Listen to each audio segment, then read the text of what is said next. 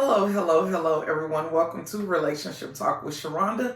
I am your auntie Sharonda, and we have rolled into the month of May. Like, can you believe it? Like, May is literally here already. Like, I almost can't believe it. We almost halfway through the year. But we gonna get this day started. I do have a topic that I'm gonna talk about today. But before we get started, let me let you know that this book right here, Matriarch by Tina Knowles, is definitely one of those books that you're not going to be able to put it down. I absolutely loved it from the prelude ongoing.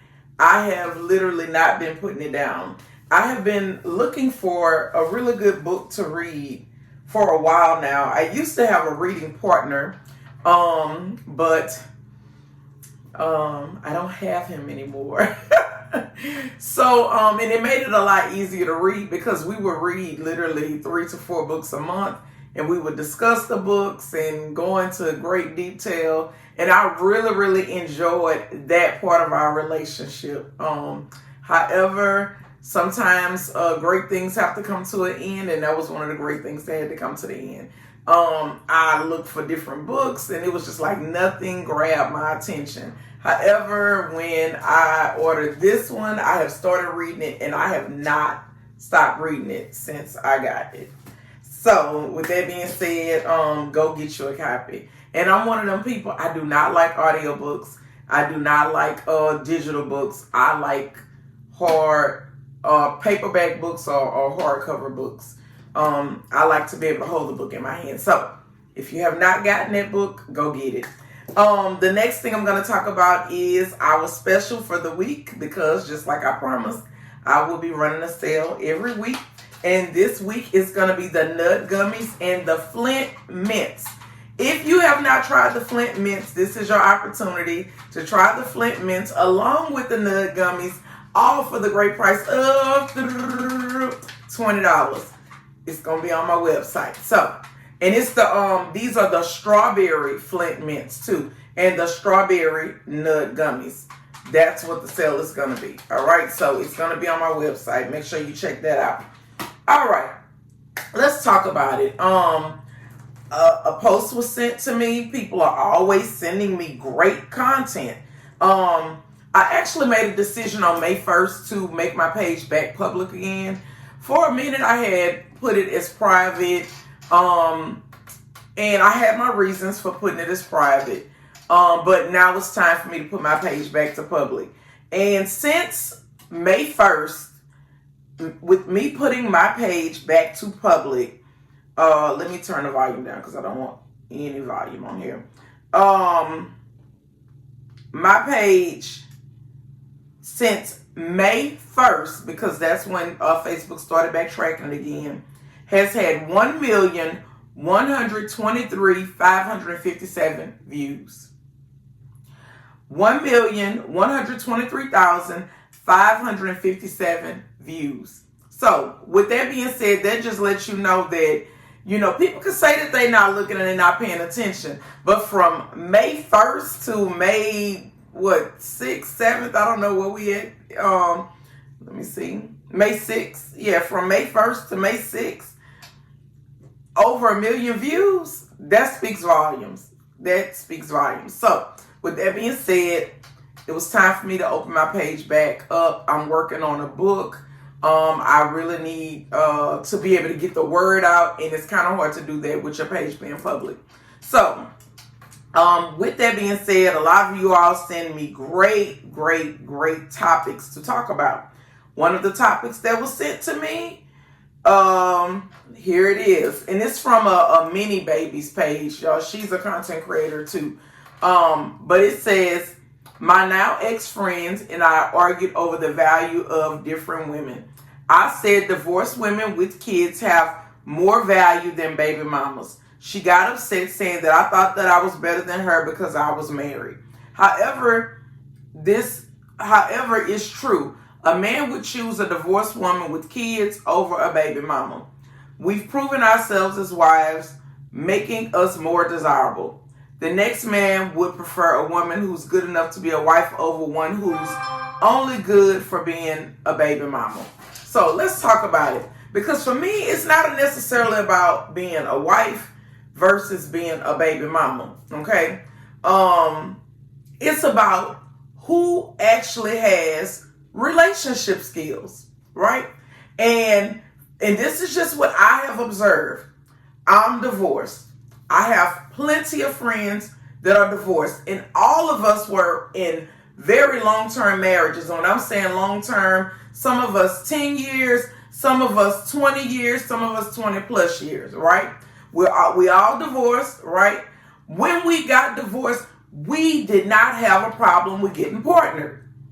We did not have a problem with getting into another long-term, serious, committed relationship. Some of them have already gotten remarried to the person that they're with, and a lot of them are like me. The person that they met after their divorce, after they left their ex-husband, that's the person that they met. That's the person that they're still with today. Meaning that they didn't have a really long time or stretch in the dating market.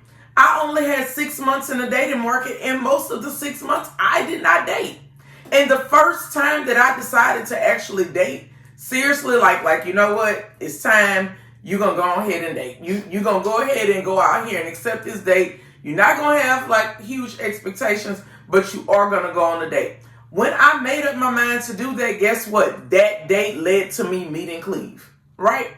The women that I know that have been in long-term marriages have literally transitioned into long-term serious relationships. And some of them have remarried. The people that I know that have never been married and they have always dated people, messed around with people, dealt with this one for 3 or 4 months and left it alone and dealt with that one for another 3 or 4 months, and it was a constant revolving door for them. Today is still a constant revolving door for them. They have not settled down and partnered with anyone, and they are still in the dating market. Which begs the question, right? When you have been married, do you have relationship skills? And the answer to that question is most times yes. Most times when you have been married, you do have a certain type of relationship skills. You do know what it means to endure some things. You do know what it means to sacrifice. You understand that what it means to be selfless. You understand what it means to do things for the greater good of the family. And when you have not been married, sometimes you don't have those skills. You don't have the relationship skills. You don't have the communication skills. You don't make sacrifices for anybody. Sometimes you don't understand or don't take anything serious. And the end result is most times you are continuing to date.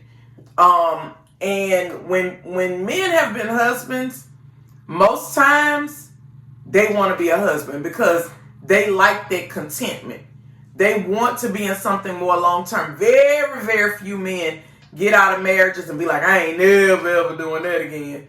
Most of them men, they didn't ever want to be married, no way. But men who know that they're husbands or who want to be married, they have no problem with meeting their next person and continuing on with their life with them. They don't have a problem with it, right? The next topic that I was told would be interesting for us to talk about is, hold on, let's see. Let me get it so I can read it. Here we go.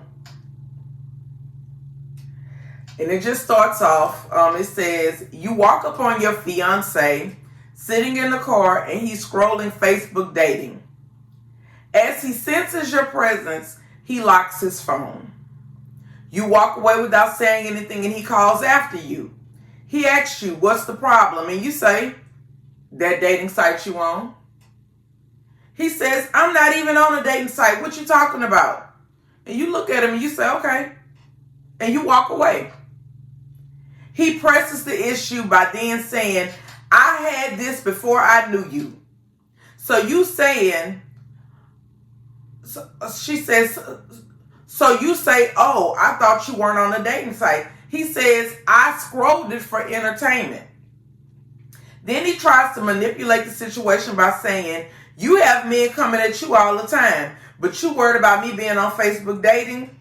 You explain to him the difference in men trying to holler at you face to face versus him being on a dating site. Then he says, I like to see the shit in your phone since you so mad about me being on Facebook dating. He says, so what's next? So then she sends the message and says, so ladies, what's next? We've been together 4 years, engaged for 1.